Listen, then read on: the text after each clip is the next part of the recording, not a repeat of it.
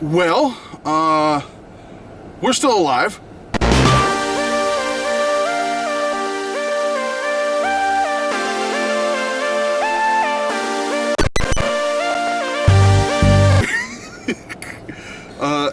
We're dusting off the camera, coming out of retirement. Still want to do a video. We're doing a video. Yeah, we had talked about getting back in the saddle, if you will, and doing some more stuff. Mm-hmm. And if you've noticed at all on the channel, we've been putting up a podcast. First episode was Kevin and myself talking for about an hour, and we've got a second one coming up probably later this week or next. But today, we just watched Spider-Man Far From Home. I enjoyed the first Spider-Man. Did you enjoy Homecoming? I did. Yes. I also enjoyed this movie. It wasn't quite what I expected, but I enjoyed this movie. I watched a lot of the old Spider-Man cartoon, so I had a little bit of a background into Quentin Beck or Mysterio. You knew the name, but other than that, did you know much of... No. Did you know it when it was Quentin Beck, you didn't necessarily get the connection? No, I knew... But knew... when they called him Mysterio... Yeah, Mysterio was a villain. And you knew the fishbowl looking... Yeah. I was wondering how they were going to do... Well, we won't spoil anything, so I won't get into that. Again, we both enjoyed it. It was fun. It's interesting to see how they this is no spoiler. They do explain how his classmates, what all happened during what they're calling the blip, or the snapping, when everybody disappeared and came back. They're calling it the blip, which I thought was kind of fitting, like a blip on the radar kind of a thing. I was surprised the amount of people in this movie overall. We see, in the trailer, you see like Happy Hogan's in the movie, obviously. You see Nick Fury and Maria Hill. But other than that, it's his classmates. You meet them, his teachers, which are played by Martin Starr and J.B. Smoove, which are hysterical together. Every time Witchcraft, I was like, so dumb, but funny. Action was good. It's a Marvel movie. Action's always good. Obviously, visuals are amazing. We were talking about that in the theater. One thing before I forget, stay for both after credit scenes. There are two. They're funny. The first one, it kind of leaves you like, what? And then the second one, if you're a comics fan and you know of a certain few storylines, even if you're not a comics fan, it's going to be funny. If you've seen Captain Marvel and Endgame, this movie is perfect. To me, you need to see Endgame before you see this movie. Mm-hmm. Otherwise, some things aren't going to make a lot of sense to you.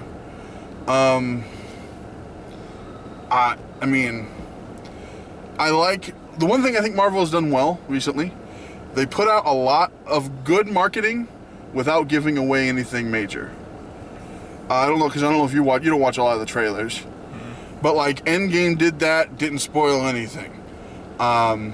This did that, and to me, I don't think it really gave anything away either. I was very pleased with the way things came, and the story was very interesting and not like crazy outlandish. The things that were focused made perfect sense in the overarching world.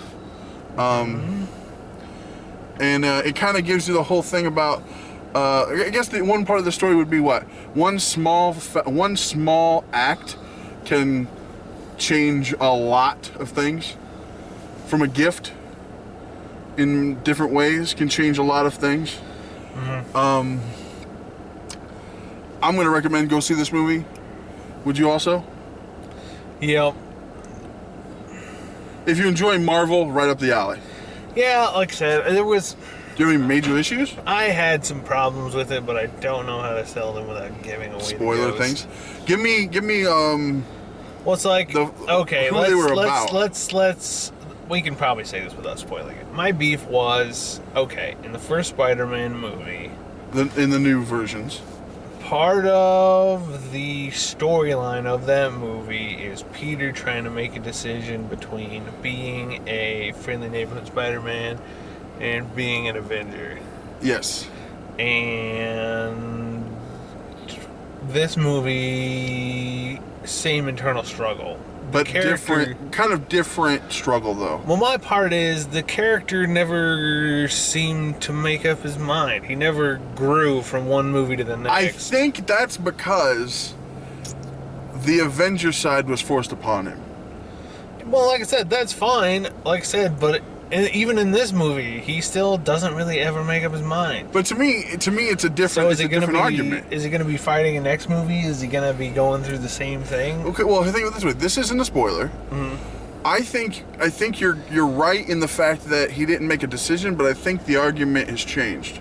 Well, my part was, like I said, I just didn't like that they keep stringing the same character development issue along. Well, but maybe it's not the same. Hear me out. I think in the first one, because of what happened in Civil War, he was pulled between, do I just want to stay the neighborhood-friendly Spider-Man, or am I going to go with the Avengers and become an Avenger and work with Stark? And what all happened with that, and Tony coming out and being mad at him and everything else, that came through all of that. Then what happened through Endgame and everything else, he was kind of forced into one side of that more than the other. Mm-hmm. This, to me, it made it seem like, am I going to continue the Avengers side, or do I want to or Spider-Man side of whatever? Now he is the Avenger, so do I want to focus Spider-Man side, or do I get a chance to be a kid? That, to me, so it's, yes, I understand, they're still pulling, but to me, it's not the same argument. See, to me it was, and it was too similar to me in a lot of ways. Because of that? Yeah, like the character never seemed to really grow. And like, I understand they did a good job with it, and they did a good job with the character interactions, but to me, it's like, it felt a little recycled to me. And that minor beef, obviously, but it was a beef. I get it, because I mean, like I said, there is a lot of internal but I mean, literally, Spider-Man is nothing but internal conflict.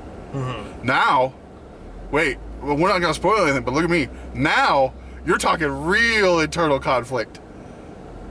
So, I agree that there could be a feeling of a little bit of a second wind, if you will, of the same idea. I think it's changed enough. It didn't bother me that much, but I can see, I get your angle, and I understand that completely. I mean, the one thing you always have going for this movie is the people playing the other students. Some of them are hysterical. Ned, even the guy that plays Flash Thompson. Well, yeah, like that's always been one of the better parts of Spider-Man is supporting the comedy. Characters. Yeah. Oh yeah. And they did a good job within the first movie. Did a great job within this movie. Spider-Man is a light-hearted hero until you get into the weird Venom stuff. But some of the other villains. The rumor mill says there's some hint in here about who the next villain could be. If it's who they're saying, it might get dark. Mm-hmm. The rumor is Kraven the Hunter. Who that could be. There's some comics that he is a very dark character. But I don't know. I mean, it's going to be interesting to see what also happens between Sony and Marvel. Because Sony runs Venom, Marvel's running Spider-Man, but Sony owns him. Mm-hmm. So the idea is they're like... Ain't from the dust off X-Men. Well, now Disney owns X-Men. So that'll be a few years because, I mean, Phoenix just came out and wasn't that great. Wasn't very good at all. I'll say that. I would say... it'll be interesting to see if they can bring that Venom into this universe. And at the end of Venom, they hinted Carnage, so that could be a whole thing by itself. But I'll say this: I would probably give this movie an 8. It was good. It was fun. Yeah, like I said, Marvel's sort of like it's like an auto 8 for me at this point. Yeah, I mean they're not messing. This is the end of Phase 3. Did you get that with this? This is the end of Phase 3. What they're calling Phase 3 of the Marvel movies, which is basically everything from Iron Man 1 into now. This is the end of that storyline. So they're going to be Well, there already are. If you've seen Endgame, you know there already are a new set of Avengers. We really don't know who they are yet. That's not been an official thing yet.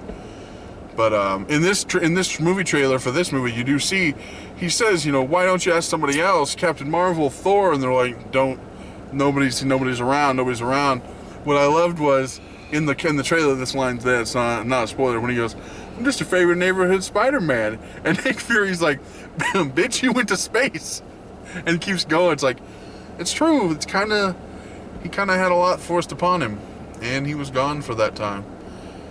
I was glad to see a lot of Happy Hogan. I like that character, and I think he fits very well in Spider-Man, like with Spidey, kind of taking the Tony spot.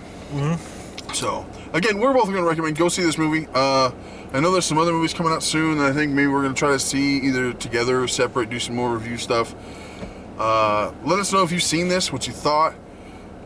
If there's any movie coming out you guys want us to see, we're going to try to start doing some videos again more regularly. Not going to guarantee anything. Maybe get Kevin to do some book reviews and kind of go from there.